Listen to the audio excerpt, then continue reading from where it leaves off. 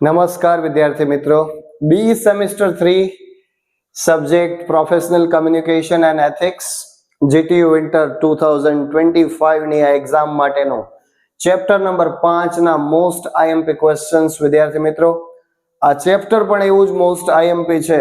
આ ચેપ્ટરમાંથી short questions વધારે પૂછી શકાય, બરાબર? એટલા માટે આ બાજુ જે લિસ્ટ છે એ શોર્ટ ક્વેશ્ચન નું છે. ફટાફટ આપણે જોઈ લઈએ છીએ 3 કે 4 માર્કમાં કયા કયા ક્વેશ્ચન પૂછાય. Explain the importance of time management for engineers. Most IMP question time management, આમ પણ મોસ્ટ આઈએમપી ટોપિક છે. એટલે એન્જિનિયર માટે ટાઈમ મેનેજમેન્ટ નું શું મહત્વ છે. પછી what are the steps engineers should follow to manage their time effectively. ટાઈમને અસરકારક રીતે ફોલો કરવા માટે એન્જિનિયર્સે શું કરવું જોઈએ, એ પણ અગત્યનો ક્વેશ્ચન. બધા જ આઈએમપી છે વિદ્યાર્થી મિત્રો, આમાંથી કોઈ સ્કીપ કરતા નહીં. Define stress management and its importance in technical environment. Practical steps to reduce stress in high pressure technical environment. Practical steps તમારે કહેવાના છે. ટાઈમ આપણે સ્ટ્રેસ છે એને કઈ રીતે રિડ્યુસ કરી શકીએ. ત્યાર પછી જે explain how to say no. How to say નો આ 100% એક્ઝામમાં હશે. How to say no effectively in professional environment. Describe any 3 steps. આપણે નો કહેવાના 3 સ્ટેપ્સ કયા કયા, કઈ રીતે કોઈને ના કહી શકીએ એની વાત છે. લોંગ ક્વેશ્ચનમાં પણ આ ક્વેશ્ચન પૂછાઈ શકે છે. Difference between creative and critical thinking, આ પણ most IMP topic. Dos and don'ts of saying no, આ પણ મોસ્ટ આઈએમપી. ત્યાર પછી જે creative work life balance in technical careers. Creative work life balance. Work life balance આપણે કઈ રીતે કરી શકીએ છીએ ટેકનિકલ કરિયરની અંદર. કામ પણ કરવાનું છે ને જીવન પણ જીવવાનું છે, તો એને બેલેન્સ કઈ રીતે કરશું, બરાબર છે? તો આટલા શોર્ટ ક્વેશ્ચન છે વિદ્યાર્થી મિત્રો, આમાંથી કોઈ સ્કીપ કરાય એવો ક્વેશ્ચન છે નહીં.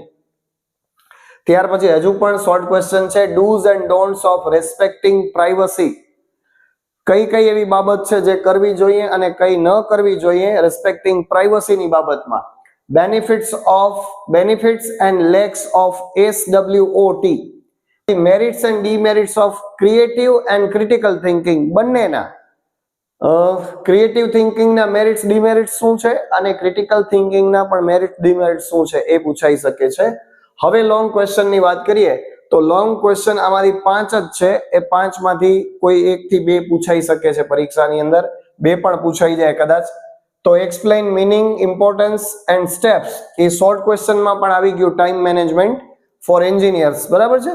તો એનો મીનિંગ છે, ઇમ્પોર્ટન્સ છે, સ્ટેપ્સ છે. તો એ બધી બાબત તમને શોર્ટ ક્વેશ્ચનમાં પણ આવી શકે અને લોંગમાં પણ આવી શકે.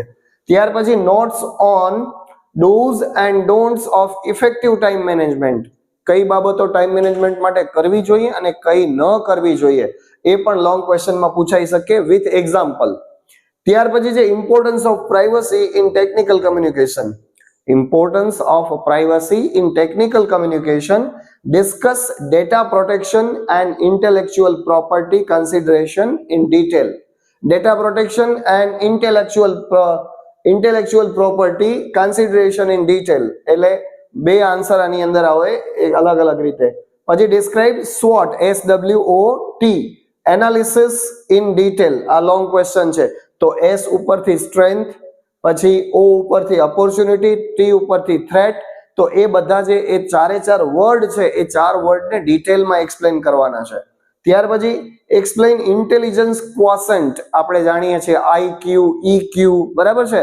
તો એ ઇન્ટેલિજન્સ ક્વોશન્ટ છે and emotional quotient in detail. આ ટોપિક વિદ્યાર્થી મિત્રો આ ચેપ્ટરની અંદર નવો છે. તો કમ્પેર ધેર સિગ્નિફિકન્સ એટલે કે મહત્વ, ઇમ્પોર્ટન્સ ઇન એન્જિનિયરિંગ કેરિયર્સ. તો આ ક્વેશ્ચનને પણ પ્રિપેર કરી લેવો જોઈએ કારણ કે નવો ટોપિક છે, પરીક્ષામાં પૂછાઈ શકે. તો વિદ્યાર્થી મિત્રો આ રીતે તમને ચેપ્ટર નંબર 5 ની અંદર ઘણા બધા શોર્ટ ક્વેશ્ચન્સ છે જે સ્કીપ કરવા જેવા નથી. લોંગ ક્વેશ્ચન પણ શોર્ટ ક્વેશ્ચન માંથી જ બને છે. 2 શોર્ટ ક્વેશ્ચન માંથી 1 લોંગ ક્વેશ્ચન બની જાય. તો એનું લિસ્ટ પણ આપણે તમને આપી દીધું છે, તો વ્યવસ્થિત રીતે જોઈ લેશું. આમાં જે આન્સર્સ નથી એ આન્સર્સ આપણે વિડીયોમાં આપી દઈશું. ધન્યવાદ.